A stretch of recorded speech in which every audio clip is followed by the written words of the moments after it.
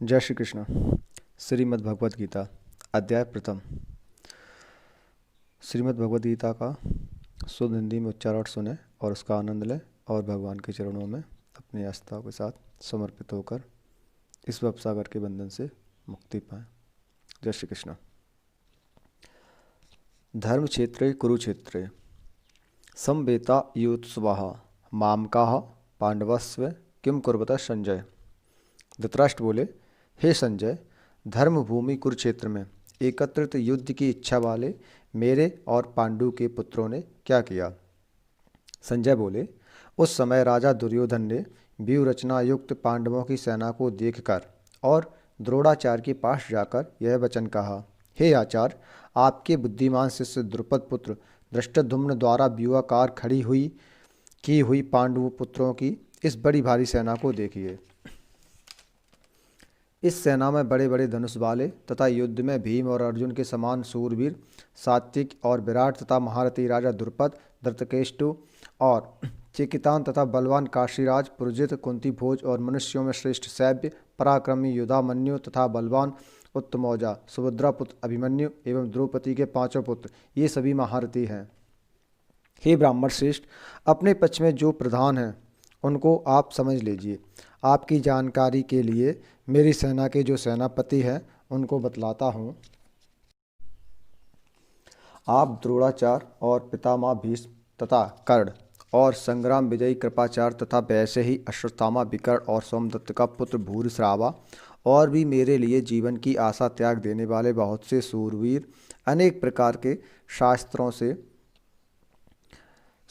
से सुसज्जित और सब के सब युद्ध में चतुर हैं। भीष्म पितामह द्वारा रचित हमारी वह सेना सब प्रकार से अजेय है और भीम द्वारा रचित इन लोगों की यह सेना जीतने में सुगम है। इसलिए सब मोर्चों पर अपनी अपनी जगह स्थित रहते हुए आप लोग सभी निसंदेह भीष्म पितामह की ही सब ओर से रक्षा करें। कौरवों में वृद्ध बड़े प्रतापी पितामह भीष्म ने उस दुर्योधन के हृदय में हर्ष उत्पन्न करते हुए उच्च स्वर से सिंह की दहाड़ के समान गरज कर शंख बजाया। इसके पश्चात शंख और नगारे तथा ढोल मृदंग और नरसिंगे आदि बाजे एक साथ ही बज उठे। उनका वह शब्द बड़ा भयंकर हुआ। इसके अनंत पर सफ़ेद घोड़ों से युक्त उत्तम रथ में बैठे हुए श्री कृष्ण महाराज और अर्जुन ने भी अलौकिक शंख बजाए। श्री कृष्ण महाराज ने पांचजन्य नामक, अर्जुन ने देवदत्त नामक और भयानक कर्म वाले भीमसेन ने पौंड्रक नामक महाशंख बजाया। कुंती पुत्र राजा युधिष्ठिर ने अनंत विजय नामक और नकुल तथा सहदेव ने सुघोष और मणिपुष्पक नामक शंख बजाए।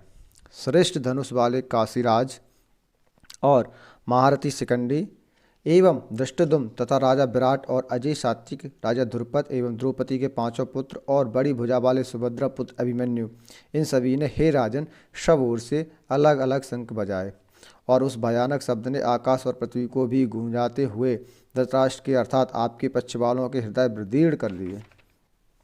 हे राजन, इसके बाद कपिध्वज अर्जुन ने मोर्चा बांधकर डटे हुए धृतराष्ट्र संबंधियों को देखकर उस शस्त्र चलने की तैयारी किए समय धनुष उठाकर श्री कृष्ण महाराज से यह वचन कहा, हे अच्युत, मेरे रथ को दोनों सेनाओं के बीच में खड़ा कीजिए और जब तक कि मैं युद्ध क्षेत्र में डटे हुए युद्ध के अभिलाषी इन विपक्षी योद्धाओं को भली प्रकार देख लूं कि इस युद्ध रूप व्यापार में मुझे किन किन के साथ युद्ध करना योग्य है, तब तक उसे खड़ा रखिए। दुर्बुद्धि दुर्योधन का युद्ध में हित चाहने वाले जो ये राजा लोग इस सेना में आए हैं, इन युद्ध करने वालों को मैं देखूंगा।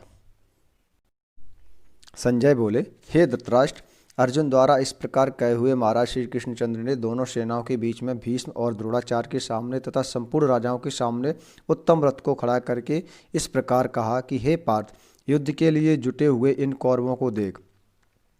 इसके बाद प्रतापुत्र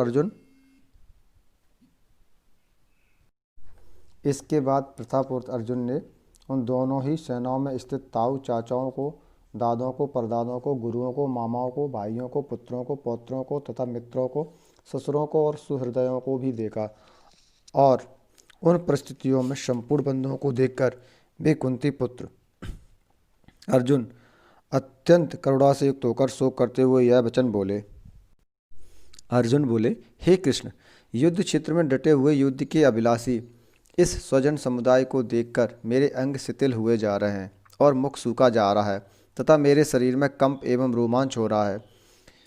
हाथ से गांडीव धनुष गिर रहा है और त्वचा भी बहुत जल रही है तथा मेरा मन भ्रमित सा हो रहा है, इसलिए मैं खड़ा रहने को भी समर्थ नहीं हूँ। हे केशव, मैं लक्षणों को भी विपरीत ही देख रहा हूँ तथा युद्ध में स्वजन समुदाय को मारकर कल्याण भी नहीं देखता। हे कृष्ण, मैं ना तो विजय चाहता हूँ और ना राज तथा सुखों को ही। हे गोविंद, हमें ऐसे राज्य से क्या प्रयोजन है अथवा ऐसे भोगों से और जीवन से भी क्या लाभ है।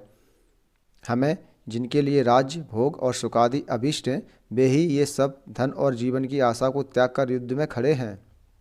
गुरुजन, ताऊ, चाचे, लड़के और उसी प्रकार दादे, मामे, ससुर, पौत्र, साले तथा और भी संबंधी लोग हैं। हे मधुसूदन, मुझे मारने पर भी अथवा तीनों लोगों के राज्य के लिए भी मैं इन सबको मारना नहीं चाहता, फिर पृथ्वी के लिए तो कहना ही क्या है। हे जनार्दन, धृतराष्ट्र के पुत्रों को मारकर हमें क्या प्रसन्नता होगी। इन आताताइयों को मारकर तो हमें पाप ही लगेगा।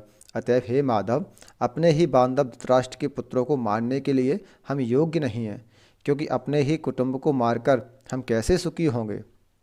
यद्यपि लोभ से भ्रष्ट हुए ये लोग कुल के नाश से उत्पन्न दोष को और मित्रों से विरोध करने में पाप को नहीं देखते, तो भी हे जनार्दन, कुल के नाश से उत्पन्न दोषों को जानने वाले हम लोगों को इस पाप से हटने के लिए क्यों नहीं विचार करना चाहिए। कुल के नाश से सनातन कुल धर्म नष्ट हो जाते हैं। धर्म के नाश हो जाने पर संपूर्ण कुल में पाप भी बहुत फैल जाता है। हे कृष्ण, पाप के अधिक बढ़ जाने से कुल की स्त्रियां अत्यंत दूषित हो जाती हैं, और हे बार्षणे, स्त्रियों के दूषित हो जाने पर वर्णशंकर उत्पन्न होता है। वर्णशंकर कुलघातियों को और कुल को नरक में ले जाने के लिए ही होता है। लुप्त हुई पिंड और जल की क्रिया वाले अर्थात श्राद्ध और तर्पण से वंचित इनके पितर लोग भी अधोगति को प्राप्त होते हैं। इन वर्णशंकर दोष कारक दोषों से कुलघातियों के सनातन कुल धर्म और जाति धर्म नष्ट हो जाते हैं। हे जनार्दन, जिनका कुल धर्म नष्ट हो गया है, ऐसे मनुष्यों का अनिश्चित काल तक नरक में वास होता है, ऐसा हम सुनते आए हैं। हाँ, शोक है, हम लोग बुद्धिमान होकर भी महान पाप करने को तैयार हो गए हैं, जो राज और सुख के लोभ से स्वजनों को मारने के लिए उद्यत हो गए हैं। यदि मुझ शस्त्र रहित एवं सामना न करने वाले को शस्त्र हाथ में लिए हुए धृतराष्ट्र के पुत्र रण में मार डाले, तो वह मरना भी मेरे लिए अधिक कल्याणकारक होगा। संजय बोले, रणभूमि में शोक से उद्गिन मन वाले अर्जुन इस प्रकार कहकर बाण सहित धनुष को त्याग कर रथ के पिछले भाग में बैठ गए। जय श्री कृष्ण। भगवद गीता अध्याय प्रथम पूर्ण।